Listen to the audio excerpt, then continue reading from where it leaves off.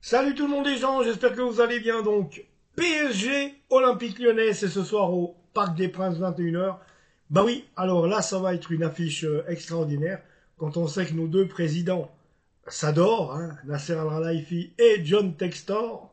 En parlant de texte, il faut voir les SMS qui se sont envoyés les deux, c'est digne de gaminerie, mais enfin voilà. Alors, moi, ce que j'ai à vous proposer maintenant, les compositions probables, on va carrément rentrer dans le vif du sujet. Alors, déjà, on va revenir là où c'est intéressant. On est tous contents quand même du 3-0 infligé à Salzbourg en Ligue des Champions. Attention, c'était vraiment un petit Salzbourg. Et là, il va falloir faire attention parce que les deux prochaines rencontres, que ce soit City, même si c'est un City malade, City et Stuttgart. Stuttgart qui a quand même, je dis bien, le niveau de l'AS Monaco quand même. Donc, méfiance.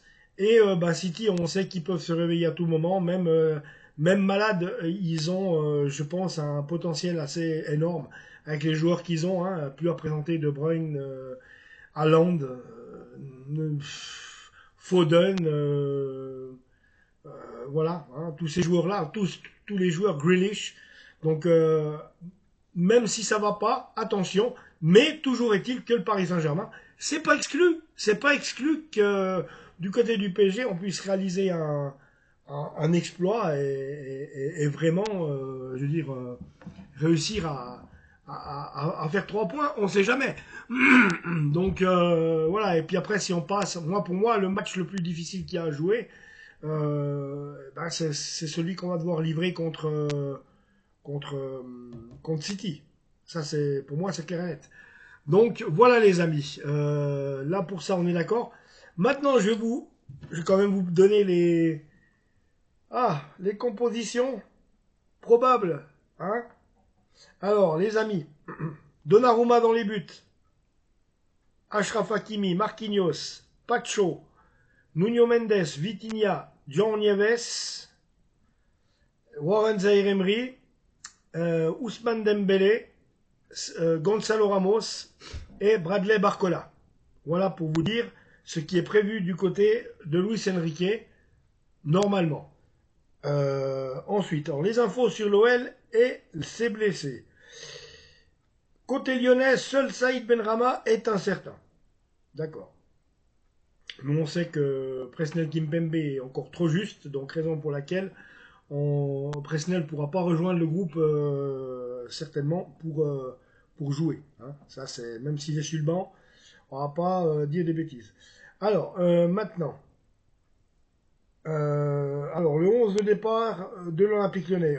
Dans les buts, Perry, Maitland Niles, ou Maitland Nils, Mata, Kaletachar, Taliafico, Veretout, Matic, Tolisso,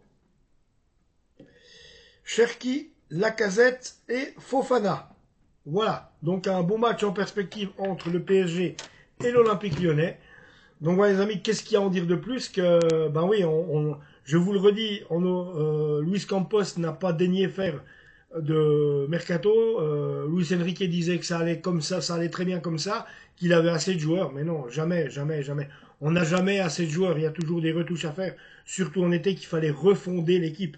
Surtout après le gros départ de Kylian Mbappé, vous serez d'accord avec moi. Ça n'a pas été fait. C'est la raison pour laquelle aujourd'hui, on est assez bon en Ligue 1 parce que le championnat n'est pas d'un niveau extraordinaire par rapport à la Liga ou la Première Ligue, mais la Ligue 1 reste un très beau football, reste une très belle ligue. C'est notre football, c'est notre Ligue 1, on l'aime, mais c'est vrai qu'elle a eu été plus attractive par le passé. Donc voilà, il manquerait peut-être un investisseur dans un autre club qu'on puisse rivaliser vraiment, soit à Lyon, soit à Marseille. Et puis là, ça serait parfait. Mais autrement, que vous dire que voilà, il n'y a pas eu de mercato parce qu'on a voulu s'attarder, on s'est attardé trop sur Kvaratskhelia, sur Osimhen, Victor Osimhen.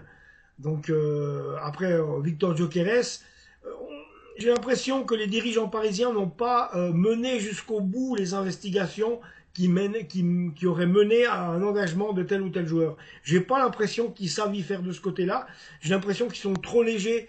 Ils proposent bêtement beaucoup d'argent, mais ils sont pas assez accrocheurs au niveau vendeur du club. C'est ça, quoi. Donc j'ai un peu cette impression-là, même si côté marketing, il y a beaucoup de choses qui se font, il y a toujours il y a toujours ce doute qui plane et on sent qu'il y a quelque chose qui ne joue pas. Et la grosse erreur, c'était de se river seulement sur les hommes napolitains là, de Kvaratskhelia et de Osimhen. On y a cru, on y a cru, on y a cru. Osimhen, ça fait 5 ans qu'il nous mène en bateau, les amis. Kvaratskhelia, lui, clair et net que De Laurentiis veut le garder. On comprend ça. Et à un moment donné, quand tu as vu, quand moi j'aurais été à la place de Campos, quand j'aurais proposé de l'argent, qu'au bout de 2-3 sessions, ils auraient refusé mes avances et mes rendez-vous, je me serais directement retourné sur d'autres joueurs. Et Dieu sait s'il y en a. Dieu sait s'il y en a. Donc ça a été la grosse erreur à mon avis. Donc voilà. Reste à savoir maintenant. Bon je pense que attention les vélos, hein, parce que c'est l'Olympique Lyonnais. Et puis ça reste toujours une belle équipe et une bonne équipe. Salutations aux supporters lyonnais pendant que j'y suis, puis joyeux Noël pour vous, et bonne année prochaine. Mais bon, on verra bien. Donc là, ce soir, j'espère que les gars vont jeter les tripes sur le terrain, et vont arrêter de nous prodiguer ce jeu soporifique où on s'emmerde devant un match. Parce que, entre l'équipe de France de Didier Deschamps et le jeu voulu pratiqué par Luis Enrique, autant vous dire, moi je trouve qu'on se fait chier devant la télé. C'est incroyable, parce que ça donne même plus envie de regarder, tu vois. Sincèrement, ça donne même plus envie de regarder. Donc voilà les amis, j'espère juste que ce soir on va finir avec une victoire. Donc voilà, c'est tout ce qu'on leur demande et c'est bien ce qu'ils devraient faire. Abonnez-vous à la chaîne les amis s'il vous plaît et je reviens tout bientôt pour le débrief. Ciao.